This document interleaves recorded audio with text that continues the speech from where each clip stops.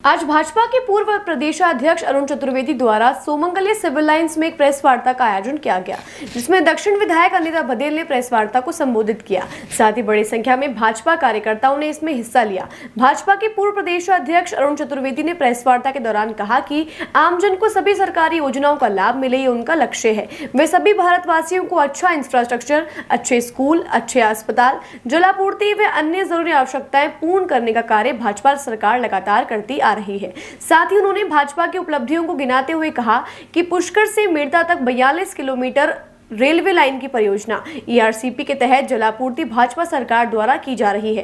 वे दक्षिण विधायक अनिता बघेल ने कांग्रेस सरकार पर निशाना साधते हुए कहा कि कांग्रेस को सिर्फ मुस्लिम वोट बैंक चाहिए। वे मुस्लिम वोट को अपना मानते हैं। अनुसूचित जाति के साथ अत्याचार कांग्रेस की सरकार में हुए। महिलाओं के साथ बलात्कार के मामले में कांग्रेस की सरकार में तेजी आई है। इसी कारण राजस्थान महिलाओं के साथ बलात्कार में पहले नंबर पर आया है। वे अशोक गहलोत खुद ये बोलते हैं कि 50% महिलाएं बलात्कार के झूठे मुकदमे दर्ज करवाती हैं। मैं कांग्रेस की मानसिकता के लिए आपको बताना चाहती हूँ, जो आरक्षण का प्रावधान संविधान में संविधान प्रदत्त है, ये कांग्रेस प्रदत्त नहीं है।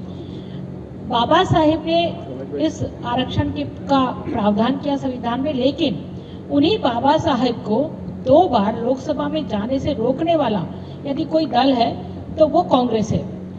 कांग्रेस ने 60 साल राज किया, लेकिन लोकसभा में बाबा साहब का चित्र तक नहीं लगा।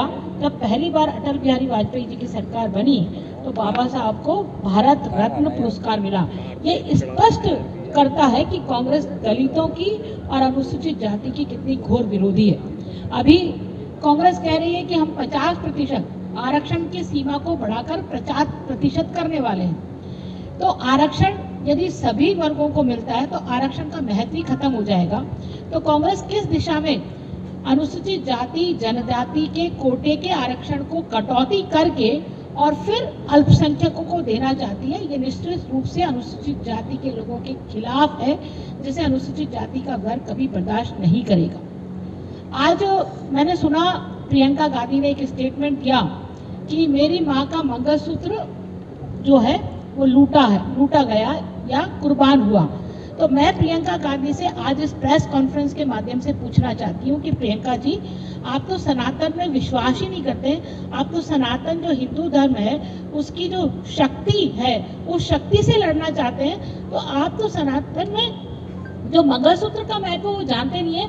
मैंने तो कभी सोनिया गांधी जी के गले में मंगलसूत्र देखा नहीं है। चुनावी मंगलसूत्र यदि उन्होंने डाला होगा तो वो एक अलग विषय है। जिस तरह से राहुल गांधी जनेऊधारी करके चुनाव में हिंदुओं के वोट लेकर के अपनी कांग्रेस की सरकार बनाना चाहते हैं। दूसरी तरफ नारी शक्ति की बात मैं कहना चाहती हूँ। 60 साल तक कांग्रेस ने शासन किया, बार बार एक ही बात कही, हम लोकसभा में और विधानसभाओं में भी महिलाओं को आरक्षित सीट देने वाले हैं। किया तो अभी तक कुछ नहीं था, सिर्फ हर चुनाव में महिलाओं के वोट लेने की ये बात कहते थे और इस वादे को निभाने की झूठी बात कह के लोगों को गुमराह करने की बात करते थे। लेकिन पहली बार हिंदुस्तान के इतिहास में वो दिन स्वर्ण अक्षरों में लिखा गया है जब लोकसभा और विधानसभाओं में महिलाओं को आरक्षण बिल पारित हुआ, और ये सिर्फ मोदी सरकार में ही संभव हो पाया। तो मोदी सरकार ने न केवल सांस्कृतिक उत्थान के लिए बल्कि भारत को विकसित बनाने के लिए जो रेलवे के माध्यम से जो आमूलचूल परिवर्तन उन्होंने किया, वंदे भारत ट्रेन की तो हम कल्पना भी नहीं करते थे कि कभी वंदे भारत ट्रेन जैसी ट्रेनें चलेंगी। कभी हमने कल्पना नहीं की थी कि इतने सारे एयरपोर्ट पूरे देश भर में बनेंगे, और जिस तरह से सड़कों का जाल बिछा है, हॉस्पिटल्स बने हैं। कोविड की बात अरुण जी बेसम ने की है, लेकिन इसके से 100 गुना आगे बढ़ करके जिस तरह से विकसित भारत की बात मोदी जी ने की है, निश्चित रूप से कांग्रेस सिर्फ सत्ता हासिल करना चाहती है। इन 10 साल के शासन में और कांग्रेस के पिछले 10 साल के शासन में इतने भ्रष्टाचार के आरोप लगे, और हम तो केंद्र की बात ही ना करें, हम तो पिछली 5 साल की कांग्रेस की सरकार की बात कर लें, स्पष्ट रूप से तुष्टीकरण दिखता है। अलवर में 3 जाटव बंधुओं के साथ, जो अनुसूचित जाति के बंधु थे, उनको एक धर्म विशेष के लोगों ने मार डाला। झालावाड़ में कृष्ण वाल्मीकि के साथ में घटना हुई, वो पूरा देश जानता है। उदयपुर की घटना जो कन्हैयालाल दर्जी के साथ में हुई, पूरा देश उसको जानता है। इसी तरह से चित्तौड़ और उदयपुर की घटनाओं को सब व्यक्ति व्यक्ति जानता है, भीलवाड़ा में की घटना को व्यक्ति व्यक्ति जानता है। कांग्रेस के शासन में क्या अनुसूचित जाति के लोगों के साथ कांग्रेस की सत्ता या कांग्रेस के लोग खड़े रहे? नहीं रहे। कि जितनी योजना है वो देश के हर कोने में हर व्यक्ति तक पहुंचनी है। आज हम कहते हैं कि 13 करोड़ लोगों को घर मिले, तो घर में वो अजमेर में मिले, शहर में मिले, पानी पहुंचेगा तो घर घर पहुंचेगा। उसमें सब जाति वर्ग के लोग हैं, हर क्षेत्र के लोग। आज अजमेर बात किसकी अनिता जी चर्चा कर रही थी, चाहे इंफ्रास्ट्रक्चर का विषय होगा, चाहे बाकी हॉस्पिटल्स का विषय होगा, इन सब विषयों में भी कैसे उन्नति अजमेर की हो, इसको भी करने का काम सरकार ने किया है। आप पुष्कर में मेरता तक 42 किलोमीटर लंबी रेल लाइन की परियोजना इसी दौर में आई है। मैं क्योंकि अजमेर केवल एक विषय नहीं, इसलिए अनिता जी बैठी स्थानीय विषयों को देंगी, लेकिन ओवरऑल भारत का विकास इस दृष्टि को रख करके, जिसमें अजमेर भी है, राजस्थान में भी है। राजस्थान में हम देखें तो ERCP जिसमें 23 जिले आते हैं राजस्थान के, उसमें अजमेर भी है। 23 जिले में पानी की समस्या का समाधान हो, ये करने काम हो। अपन सब जानते हैं कि अजमेर की पानी की समस्या का समाधान भी जब हुआ तो बीसलपुर से लाने का तो भैरव सिंह जी की सरकार थी, जिसमें पानी की समस्या का समाधान हुआ।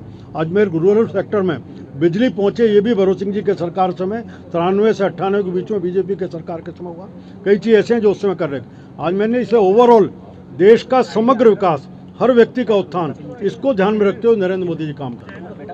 देखिए, भारत के संविधान में जो प्रदत्त है, कांग्रेस ये कह रही है कि बीजेपी आएगी तो संविधान में परिवर्तन करेगी, आरक्षण समाप्त कर देगी। भारतीय जनता पार्टी ने इसकी आश्वस्ता, प्रधानमंत्री लगातार बोल रहे हैं कि संविधान के साथ छेड़छाड़ किसी ने किया है तो कांग्रेस ने किया है।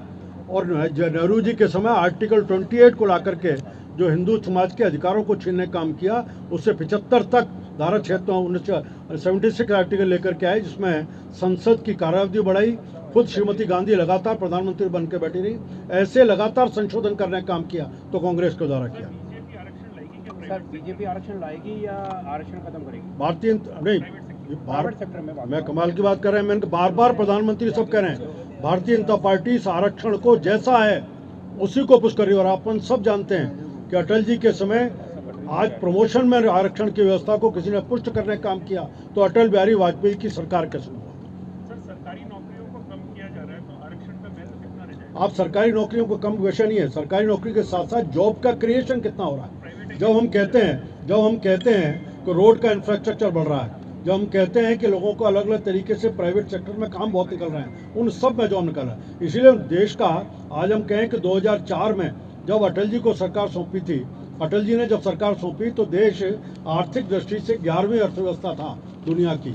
और जब 14 ने कांग्रेस ने, यूपीए ने मोदी जी को सौंपी, तब भी 11वीं बड़ी अर्थव्यवस्था था।